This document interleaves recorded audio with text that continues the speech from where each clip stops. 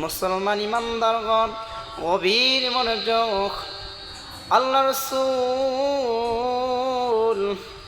যখন অসুস্থ হয়ে পড়লেন, হযরত জিবরাইল এসে আল্লাহ রাসূলের খিদমতে আরজ করলেন, ইয়া মুহাম্মদ, ইয়া মুহাম্মদ, আল্লাহ পাক রব্বুল আলামিন আমাকে আপনার খিদমতে পাঠিয়ে আপনার হাল হাকিকত সম্পর্কে জানতে চেয়েছি। অথচ আল্লাহ পাক রব্বুল আলামিন আপনার হাল হাকিকত সম্পর্কে ভালো জানেন। তা সত্ত্বেও তিনি জানতে চেয়েছেন যে আপনি এখন কিরকম অনুভব করছেন। আল্লাহ রাসূল বললেন, ইয়া জিবরাইল, আমি এখন ভারাক্রান্ত এবং খুব অস্থিরতা অনুভব করছি। অতঃপর সেদিন জিবরাইল চলে গেলেন, আবার দ্বিতীয় দিন আসলেন, একই প্রশ্ন করলেন, ইয়া মুহাম্মদ, আল্লাহ পাক রব্বুল আলামিন জানতে চেয়েছেন আপনি এখন কি রকম অনুভব করছেন। আল্লাহ রাসূল একই প্রশ্নের উত্তর দিলেন, ইয়া জিবরাইল, আমি এখন ভারাক্রান্ত এবং খুব অস্থিরতা অনুভব করছি। আবার তৃতীয় দিন হযরত জিবরাইল চলে গেলেন, আবার তৃতীয় দিন আসলেন। তৃতীয় দিন আসলেন, তার সাথে আরেকজন ফেরেশতা ছিলেন, ইসমাঈল নামের আরেকজন ফেরেশতা ছিলেন। তিনি ছিলেন এমন 1,00,000 ফেরেশতাদের সর্দার, যা প্রত্যেকেই ছিলেন আবার স্বতন্ত্রভাবে 1,00,000 ফেরেশতাদের সর্দার। সেই ফেরেশতা এসে আল্লাহ রাসূলের কাছে আসতে অনুমতি চাচ্ছে।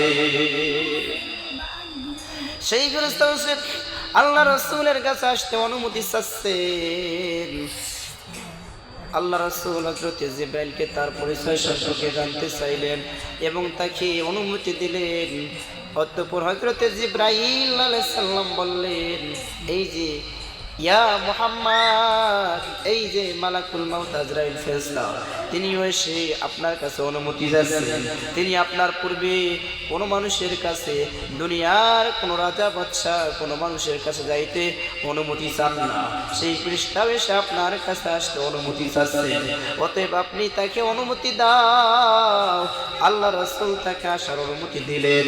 হযরত মালাকুল মাউত আজরাইল ফেরেশতা এসে আল্লাহ রাসূলকে সালাম করলেন আর বললেন, ইয়া মুহাম্মদ, আল্লাহ পাক রব্বুল আলামিন আমাকে আপনার খিদমতে পাঠিয়েছেন এবং আপনি যদি আপনার রূহ মোবারক কবজ করার অনুমতি দেন তাহলে আমি আপনার রূহ মোবারক কবজ করব। আর যদি আপনি আমাকে আপনার রূহ মোবারক কবজ করার অনুমতি না দেন তাহলে আমি ছেড়ে চলে যাব। আপনি যদি আপনার রূহ মোবারক কবজ করার অনুমতি দেন তাহলে আমি আপনার রূহ মোবারক কবজ করব। আর যদি অনুমতি না দেন তাহলে আমি ছেড়ে চলে যাব। আল্লাহ রাসূল বলেন, ইয়া মালাকুল মাউত, আপনি কেমন করতে পারবেন? মালাকুল মাউত আজরাইল ফেরেশতা বলেন, হ্যাঁ, আমি এভাবে নির্দেশিত হয়েছি। এ সময় আল্লাহ রাসূল হযরত জিবরাইলের দিকে তাকালেন। হযরত জিবরাইল বললেন, ইয়া মুহাম্মদ, আল্লাহ পাক আপনার সাথে সাক্ষাৎ করার জন্য একান্তভাবে অস্থির। আল্লাহ আপনার সাথে দেখা করার জন্য, সাক্ষাৎ করার জন্য একান্তভাবে অস্থির। আল্লাহ রাসূল বললেন, ইয়া জিবরাইল, আল্লাহর সাথে একটা কথা বাকি আছে, এই কথার ফয়সালা না পাওয়া পর্যন্ত আমি আমার রূহ মুবারক কবজ করার অনুমতি দিব না। জিবরাইল বললেন, ইয়া মুহাম্মদ, কি কথা বলেন?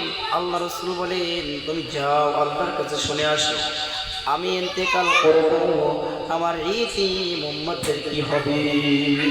তুমি যাও আল্লাহর কাছে যাও, শুনে আসো, আমি ইন্তেকাল করব, আমার ইতিম উম্মতদের কি হবে? জিবরাইল দৌড়ে গেল আল্লাহর কাছে। আল্লাহ ডেকে বলেন, ও জিবরাইল, তুমি কান্না করো কেন? জিবরাইল বলেন, ওগো মালিক, আমি কান্না করি আপনার হাবিবের মহব্বতে, আর আপনার হাবিব কান্না করে তার উম্মতের মহব্বতে। আল্লাহ পাক ডেকে বলেন, কি হয়েছে উম্মতে? জিবরাইল বলে, আল্লাহ পাক বলেছেন, জিবরাইল বলেন আপনার হাবিব বলেছেন ইন্তেকাল করবে, তার এই উম্মতদের কি হবে? আল্লাহ পাক বলেন, ও জিবরাইল তুমি যাও, তুমি চলে যাও, আমার বন্ধুকে বলে দাও, আমার হাবিবকে বলে দাও, আমি আমার কিয়ামতের দিন, হাসরের দিন, আল্লাহ পাক বলেন হাসরের দিন আমি আমার বন্ধুর দিকে তাকায়ে থাকবো, আমি আমার হাবিবের দিকে তাকায়ে থাকবো। আমার হাবিবের মুখে যতক্ষণ হাসি ফুটবে না, আমি আল্লাহ পাক রব্বুল আলামিন আমার হাবিবের উম্মতদেরকে বিনা হিসাবে জান্নাত দিয়ে দিব।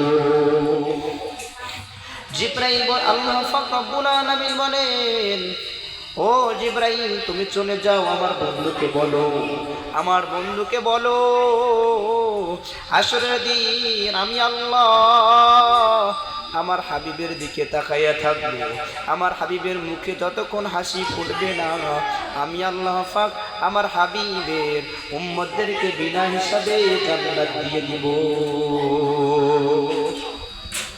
জিবরাইল আল্লাহ রাসূল তাকে জিজ্ঞাসা করলেন, আমার আল্লাহ কি বলেছেন? জিবরাইল বলেন, ইয়া মুহাম্মদ, আল্লাহ পাক বলেছেন হাসরের দিন আপনার উম্মতদেরকে বিনা হিসাবে জান্নাত দিয়ে দিবে। এরপর আল্লাহ রাসূল মালাকুল মউত আজরাইল ফেরেশতাকে জান কবজ করার অনুমতি দিলেন। যখন মালাকুল মউত আজরাইল ফেরেশতা আল্লাহ রাসূল জান কবজ করার জন্য তার রূহ মুবারকের উপরে হাত রাখলেন, আল্লাহ রাসূল ডেকে বলেন, ও আজরাইল আলাইহিস সালাম, তুমি তো অনেক ভয়ঙ্কর, তুমি তো মানুষের কাছে জান অনেক ভয়ঙ্কর রূপে। ও আজরাইল যত কষ্ট দেওয়ার দরকার নবী বলেন,